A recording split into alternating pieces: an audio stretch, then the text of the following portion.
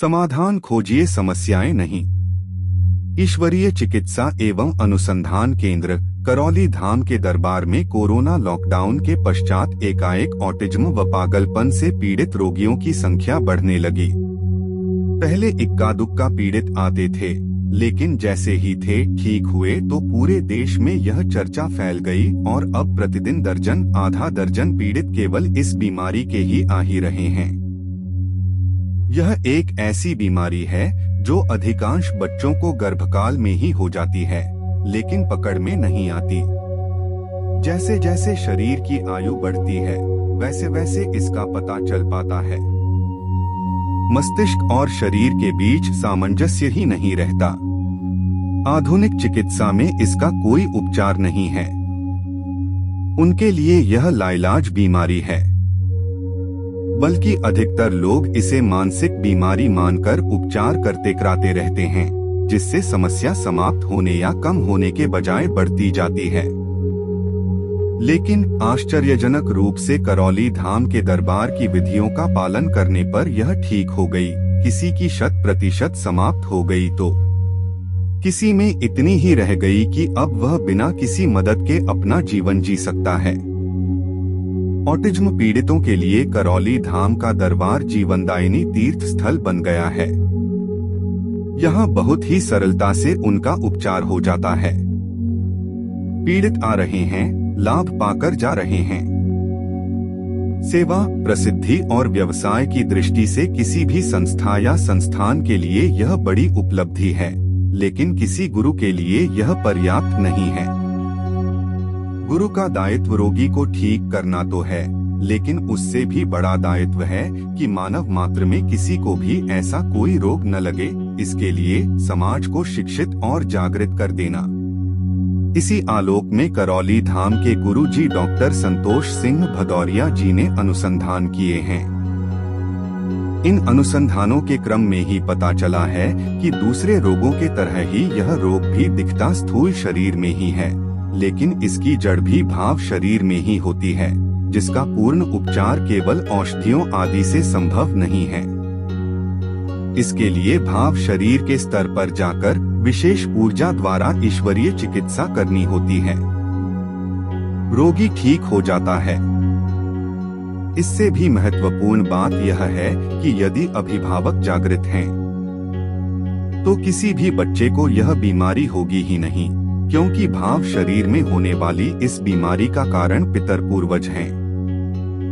उन्हें मुक्त कर दिया जाता है तो बीमारी ठीक हो जाती है। परिवार में आगे पैदा होने वाली संतानें भी पूरी तरह स्वस्थ पैदा होती हैं। यानी पूर्वजों की मुक्ति का तो एक कार्यक्रम है ही, जो सभी के लिए अनिवार्य है। उसके बाद स्वयं भी समझदार होना पड़ेगा, क्योंकि केवल एक बीमारी ऑटिज्म ही नहीं, बल्कि पागलपन, कैंसर या एड्स जैसी भी सभी बीमारियों का मूल कारण भाव शरीर ही है। और जब तक प्रत्येक व्यक्ति अपने भाव शरीर को नहीं समझ लेगा, तब तक न तो वह स्वयं सर्वथा रोग मुक्त रहेगा, न उसकी संतानें और न शेष परिवार। आशय यह है कि यदि व्यक्ति को स्वयं स्वस्थ और बाधा मुक्त अपने होना है, तो उसे अपने स्व के बारे में न्यूनतम ज्ञान होना चाहिए। यदि पूरे परिवार को सर्वथा स्वस्थ और बाधा मुक्त रहना है, तो परिवार के प्रत्येक सदस्य को स्व का ज्ञान होना चाहिए। यही ज्ञान कराना गुरु का दायित्व है, और करौली के दरबार की प्राथमिकता भी यही है। लेकिन निराशाजनक यह है कि अधिसंख्य लोग दरबार का पूरा लाभ नहीं उठा पा रहे हैं। वे दरबार में केवल रोग बीमारी बैंक का इस तरह उपचार कराने आ रहे हैं, जैसे कि किसी अस्पताल में या किसी चिकित्सक के यहाँ जाते हैं। वे दरबार से ठीक भी हो जाते हैं, लेकिन उनके लिए इससे भी बड़ा अवसर यह होता है कि वह पितरों पूर्वजों का ही नहीं, अपनी आगे आने पीढ़ियों का भी उद्धार कर सकते हैं। दरबार यही चाहता है कि कम से कम प्रत्येक व्यक्ति अपने स्व के बारे में इतना तो जान ले कि अपने निर्णय अपने विवेक से ले सके। कोई दूसरा व्यक्ति, कोई मान्यता, कोई संप्रदाय परंपरा, कोई समाज उनको मूर्ख न बना सके। धाम इसीलिए दरबार का ज्ञान पक्ष पर, समझने समझाने पर अधिक जोर है। जो समझना चाहें, उनके लिए समझने की अध्ययन की दो विधियां हैं, एक सिंधु से बिंदु तक, दूसरी बिंदु से सिंधु तक। पहली का आशय यह है कि सर्वप्रथम वस्तु को पूरा देखा जाए, पूरा समझा जाए और पूर्णता के साथ समग्रता में उसका अध्ययन किया जाए। फिर अध्ययन करते हुए ही उसक छोटे से छोटे बिंदु तक पहुंचा जाए।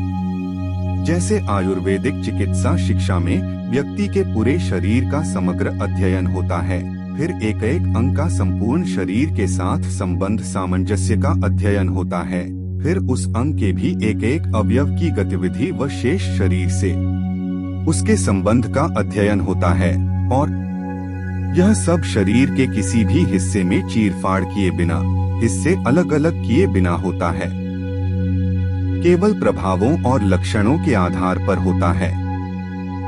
यह इतना सटीक होता है कि योग्य वैद्य केवल नाड़ी देखकर बता देते हैं कि शरीर के किस अंग में क्या व्यवधान आया है, क्या रोग लगा है, और उपचार क्या। हजारों वर्ष पहले जब मेडिकल जांच मशीनें नहीं थीं, प्रयोगशालाएं नहीं थीं, तब से वे वैद्य उपचार कर रहे हैं, जिनकी बराबरी आज भी मेडिकल साइंस नहीं कर पा रही है। यानी पहले सिंधु रूपी पूरे शरीर को समझा, फिर बिंदु रूपी एक एक अंगअवयव को समझ लिया। दूसरी विधि में आधुनिक शिक्षा का उदाहरण है। मेडिकल साइंस में एक एक अंग को शरीर से अलग करके समझने की कोशिश की जाती है। इसीलिए आंख के चिकित्सक अलग हैं, नाक के अलग हैं तो कान के अलग हैं। आंख के चिकित्सक को बुखार आता है तो वह दूसरे चिकित्सक के पास अपना उपचार कराने जाता है। सर्जन की आंख में तकलीफ हो तो वह दूसरे चिकित्सक के यहाँ जाता है। यह चूक इसलिए हुई है कि आधुनिक चिकित्सा बिंदु से आरंभ कर अभी तक बिंदुओं पर ही अटकी हुई है, सिंधु तक नहीं पहुँच रही। यह अवश्य है कि तीव्र रासायनिक औषधियों से अंग विशेष को प्रभावित कर जल्दी राहत दे दी जाती है, लेकिन यह राहत आगे चलकर कोढ़ में खाज ही सिद्ध होती है। रोग ठीक नहीं होता बल्कि दब जाता है, जो आगे जाकर विकराल रूप लेता है। वहीं अंग्रेजी दवाइयों के सेवन से प्रतिक्रिया स्वरूप और भी नए नए प्रकार के रोग पनप जाते हैं। इसीलिए सही जांच होने के बावजूद रोगियों की संख्या बढ़ती जा रही है। ऐसा ही दूसरा उदाहरण है भारत के जंगल में बैठे ऋषि कणादि जैसे संतों ने सदियों पहले घोषणा पूर्वक बता दिया था कि पूरी सृष्टि परमाणु तत्व से रचित है। परमाणु रचना में बदलाव ही सृजन और विध्वंस है। आधुनिक विज्ञानी सृष्टि को समझने के लिए पहले परमाणु को तोड़ रहे हैं, जो अंश नहीं टूट रहे हैं, उन्हें तोड़ने का जतन कर रहे हैं। इसके बहुत सारे दुष्प्रभाव पूरी पृथ्वी को झेलने पड़ रहे हैं। उनका भी एकमात्र तर्क यही है कि हमें समझना है। यहाँ इन प्रसंगों का वर्णन इसलिए किया जा रहा है ताकि हर मनुष्य को स्वयं के द्वारा ही स्वयं को पूर्ण रूप से समझने में आसानी हो। समझने समझाने के नाम पर कोई भटका न सके। अन्यथा करौली धाम के दरबार में ऐसे अनेक उदाहरण देखे जा रहे हैं जो कि बड़ी नामचीन गुरु परंपरा से जुड़े होने, लंबे समय से दीक्षित होने के बावजूद साधक कहीं नहीं पहुँचे, बल्कि उल्टा हो गया। भक्ति और ज्ञान मार्ग पर चलते हुए भी सांसारिक व्यक्तियों से भी अधिक भटक गए हैं, फंस गए हैं, मनोरोगी हो गए हैं। यह गलत शिक्षा, गलत दृष्टि और गलत गुरु या गलत परंपरा के कारण हुआ है। इन्हीं अनुभवों के आधार पर करौली धाम के गुरुजी डॉक्टर संतोष सिंह भदौरिया सावधान करते हुए कहते हैं, पहले सूचना रूप में सही जानकारी साधक को लेनी चाहिए, उसके बाद योग्य गुरु के सानिध्य में अध्ययन अभ्यास करना चाहिए। इसी दृष्टि के साथ दीक्षा से लेकर समाधि तक समझाने के लिए इस पुस्तक में कुछ महत्वपूर्ण सूचनाएं दी जा रही हैं, जो सिंधु से बिंदु को समझने में सहायता करेंगी और बिंदु से सिंधु को। प्रत्येक मनुष्य में मुख्य रूप से दो शरीर दिखते हैं, एक स्थूल शरीर जो कि हाड़ मांस का बना है, जो आँखों से दिखता है।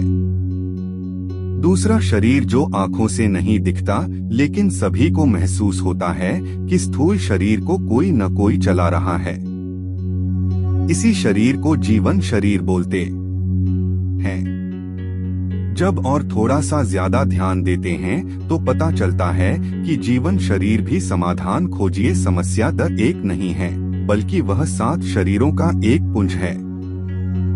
ये 7 शरीर 7 मुख्य चक्रों से संबद्ध हैं, पूरक हैं। जैसे जैसे चक्र जागृत होते रहते हैं, वैसे वैसे ये शरीर अपने प्रभावों के साथ सक्रिय होते जाते हैं, जो व्यक्ति के बदलते आचरण के रूप में दिखते हैं। इसी आचरण से पता चलता है कि इस समय उस मनुष्य का संचालन कौन सा चक्र, कौन सा शरीर कर रहा है। ऐसा समझिए कि यदि स्थूल शरीर से जुड़ा मूलाधार चक्र जागृत हो गया तो भोग वासना और ब्रह्मचर्य में संतुलन संध जाएगा। यह मानवीयता की पहली सीढ़ी है। और दूसरा चक्र स्वाधिष्ठान चक्र जागृत हो गया तो व्यक्ति भाव शरीर में आ गया।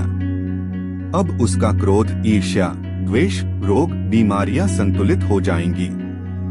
इन चक्रों शरीरों को जागृत और सक्रिय करने का कार्य इनके बीच से वह रही ऊर्जा से होता है जो सर्पाकार में इन चक्रों के बीच से बहती है।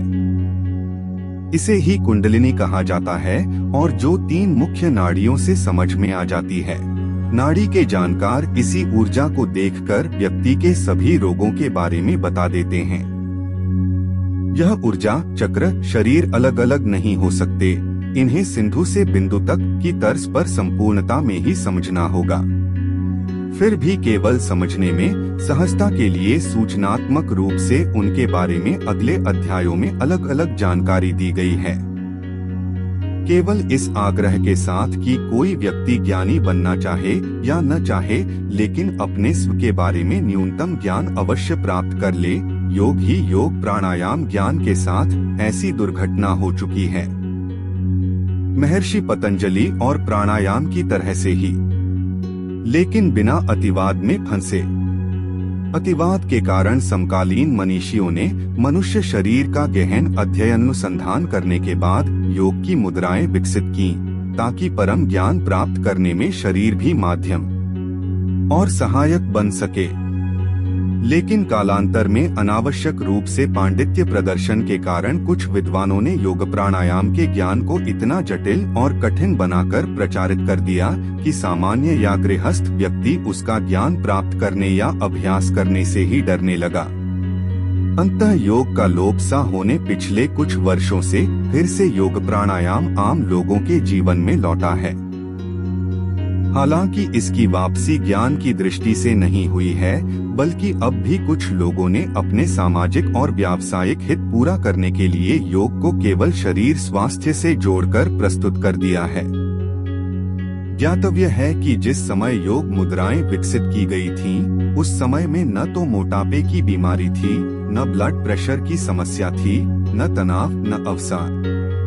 यानी केवल बीमारियों से लड़ने के लिए योग मुद्राएं विकसित नहीं हुई थीं, बल्कि साधना के लिए थीं।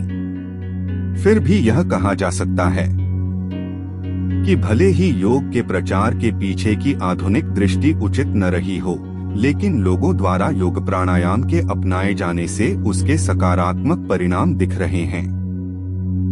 योग प्राणायाम का यह न्यूनतम ज्ञान स्वास्थ्य के माध्यम से ही सही लोगों के जीवन में कुछ बीज बोने का कार्य कर ही रहा है।